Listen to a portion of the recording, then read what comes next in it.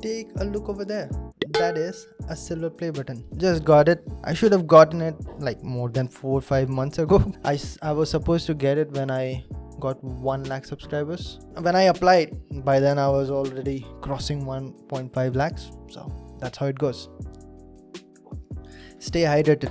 Talk Diet 30 days challenge is still on. So the topic of discussion today, this is way too casual. Hello everyone, this is Ashish. Welcome back to Talk 4712, and today we are going to talk about why it is very important for you to have a decent CGPA. I'm not asking you guys to go for the gold medal, but have a decent CGPA. Why it is very important to have a good career ahead, and sometimes you might not understand the gravity of what I'm trying to say over here. Later on, when you graduate and you say, Ashish, I'm having a CGPA of 5.8 percentage or 58 percentage, and there's not really a lot I can do at that point to help you guys. So it is very important for you to understand initially when you are just in the college, let us say second semester, third semester, hell, even fifth semester, you can make a lot of changes. I'm going to talk about what is the requirement of CGPA or percentage according to the PSUs, the government jobs. What is the decent requirement for MTech? How important it would be if you got a very astonishing CGPA like 9 point something, like 9.57, I had that much. And did it actually help me in my career or not? I'm going to bring the absolute truth. So let us begin. First, let us get into what would happen if I have a CGPA below 6 or a percentage below 60%. For some colleges, there are different conversion ratios. So maybe 6 CGPA would mean much less than 60%, but whatever, in that case, you'll have to take it in terms of the percentage that I'm talking, because most of these companies and organizations look at percentage only. So if I'm having a percentage below 60%, and by that I mean aggregate all your 8 semester, averaging it out, then you won't be eligible for any PSUs. And I'm talking about the topmost government organizations like BARC, ISRO, public sector undertaking like ONGC, IOCL, BPCL, and all these. They have a minimum CGPA criteria along with a top bracket of age. Maybe I'm going to talk about age some other time. But over here, it is very important for you to understand that you won't be eligible for Group A officer posts. You won't be able to even sit for the interviews. Maybe you write the examination paper, but they won't call you based on the lower limit not meeting their criteria. What about MTech? Will I be eligible for MTechs? MS? In India, in all the IITs, other colleges, let us say I have a percentage of 55%, but I performed extremely well in GATE examination. I got an all India rank of 1. What happens then? Most of the IITs and most of the colleges which are giving MTech degree, they won't allow you. I talked to Anshuman Mehta, who was in IIT Madras at that time, and now he's in IIT Bombay under PMRF program. He came to Momentum podcast a couple of times, and I asked him the specific question, and he said that below 60% it is not allowed in IIT Madras. So you are dabbling over there that there might be some colleges that allow you, but there will be a lot of colleges that don't allow you as well.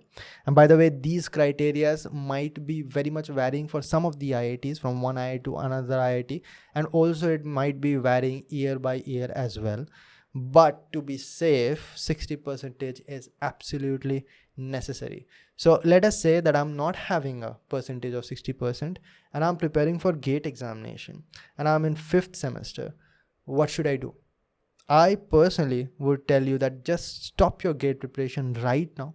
Focus on your CGPA, because GATE preparation and these government job examination preparation you might as well do after you graduate also. But once you graduate and your CGPA is sealed that you are a 55% student, then it can never change. There is no way to change it. That is going to follow you throughout the career. That is the first professional course that you have done. Understood? So it is very important for you to focus on the CGPA first. Now, a lot of people might be thinking that these colleges will not give you anything. Yes, it might be possible that it will not give you placements and all, but it will give you a degree. And for that, you will have to work towards your CGPA. Now, let us go to another bracket. Let us say my percentage is between 60 to 65%. Okay, just below 65%. As far as I know, you will be eligible for Bhabha Atomic Research Center, the scientific officer post, which will first get you into trainee scientific officer. Most likely eligible for NPCL, you will have to check it. You will also be definitely eligible for ONGC. So these will be allowing people who are having CGPA above 60%. I know this because I've had friends I had one friend who cracked both BARC and ONGC, but never actually was able to sat for any other PSUs or central government jobs because he was having a percentage of 63%. And I perfectly understand that this is not like people who are getting 90% or 9.5 CGPAs like me, myself. Then it's not like they're geniuses. Some colleges give higher percentages and CGPAs. Some colleges have comparative marking, and some colleges it's just impossible. Like the topper will also have 75%. So it's just your bad luck. You cannot do much over there. But ultimately, these companies and organizations do not look at all about what college you are from. They just look at the numbers. All right. So let us say I'm from a third class college where out of 100 people, 30 people at least get a CGPA above 9. And I go over there and show the CGPA of 9. And let us say you are from a well-recognized college and you show a CGPA of 65%, even though you were in top 5 in your college. Companies don't care. They'll think that I'm much smarter than you. All right. Even though I'm not. Okay. So you'll have to take care of all these things, and whatever it is, you will have to make sure that your CGPA is good at the end of the 4 years of your college. Great. Now, for people who are in 60 to 65% bracket, you understand this.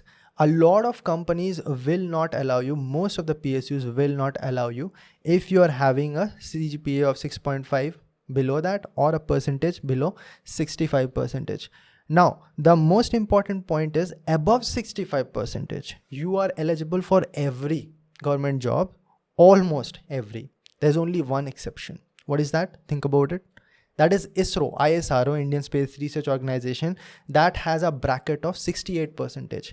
Below 68%, you won't even be called for written test examination. Understood? So there are basically 3 levels of ISRO examination. The first one would be your semester examination result only.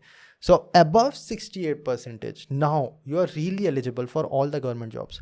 So it is not a big number, honestly. In most of the colleges, getting 68% is quite easy. In most, I'm saying. I know there are a lot of colleges where even passing is very difficult, but in most of the colleges, that is the case. And if you get above 68%, then you can rely safely that, okay, I'm having this much amount of CGPA or percentage. Now I'm eligible for all the government jobs. And most of the places, they don't really judge you. If let us say you are having 69% or 70%, it won't be a problem. They won't say that, okay, you are not scoring like 9%, 9.5 CGPA or 90%, you are not a topper. That is not an issue. Now, on the other hand, what happens if I walk into an interview hall and I'm the gold medalist of the college? Does that cause any impact? Most of the time, it will. I am not sure why, but most likely because these people who take the interviews are kind of old school mentality people. So they think that people who are the toppers might be the smartest of the bunch. That used to be certainly the case back in the days in the 80s and the 90s. People who studied a lot used to score a lot. It was as simple as that. But now it does not matter as much, but they might not be knowing. So throughout my career, when I was once in BARC, my training school head once called me and told me that you are a good student. You got a CGPA of 9.57 back in your college. So till then also it was following that it helps. It definitely helps you create a good impression. In the interview also, when they see, okay, definitely it is going to create a positive impact. In my Indian Space Research Organization interview also, I said, okay, I got a CGPA of this much, and it obviously will make them happy only. They won't think that you are a Maggu kind of person, which is going to be true in a lot of situations. I've seen a lot of toppers like that, but they won't be reaching the ISRO interviews. That is for sure. They won't be able to crack the written test if they just focused on the college semester examination. So that is something that I think that the interviewers might also be knowing. Clear? So it helps. It does help. But not as much. It is not going to create a remarkable difference that if you have a CGPA of 9 and then you don't say anything in the interview hall, you're still going to get selected. That does not happen. It creates a positive impression, a slight one, does not create any negative impression if you are having a percentage or CGPA of 6.9 or 7 or 75 percentage, something like that. So what should we do?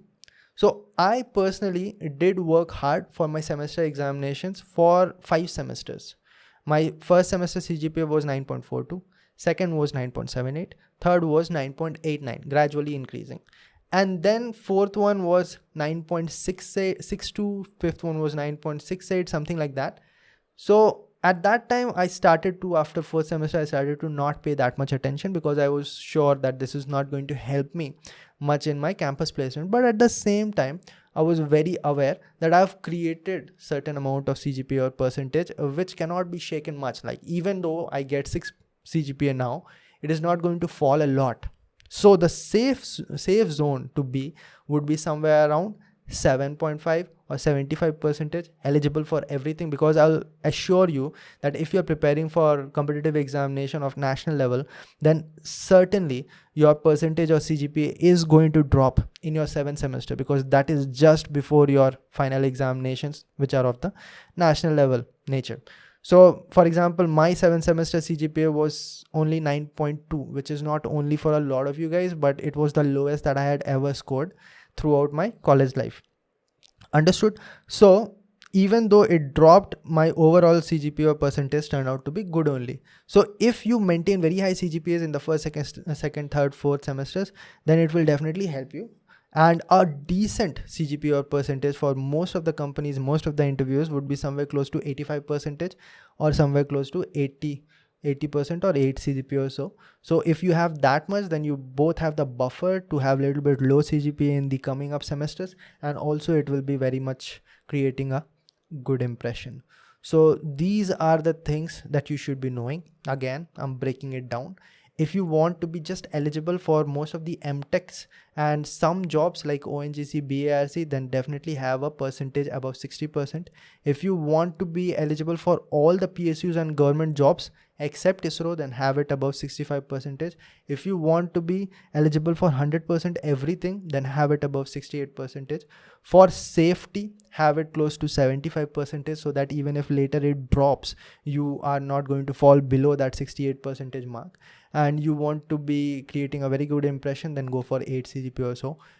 I do not think that there is any remarkable benefit that you are going to get to just hunt for being a gold medalist. That never actually helped me a lot in my career. Obviously, if I'm having that in my pocket, then obviously I'm going to showcase that every now and then when I sit for the interviews, because that is going to create a good impression.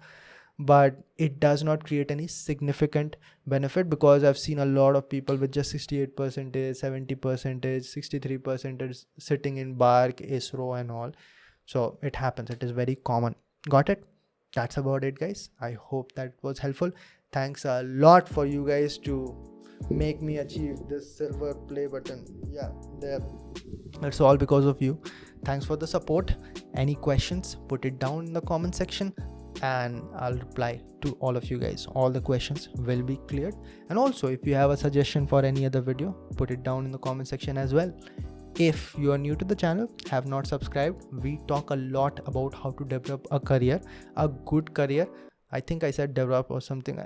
How to develop a good career, both in the government domain and private domain. I worked hard to build a career in government domain before I left it. So most of the time I talk about that, bring a lot of people on the Momentum podcast, which is a podcast on careers. Sometimes I help people who want to develop a career in private domain, because a lot of people can use a job over there till they prepare for government jobs, or that is where they want to be. So I call a lot of people from private sector to help other people grow their career over there. Momentum podcast is also a weekly podcast, so definitely subscribe and hit the bell icon if you want to stay up to date. That's about it. See you next time. Till then, bye.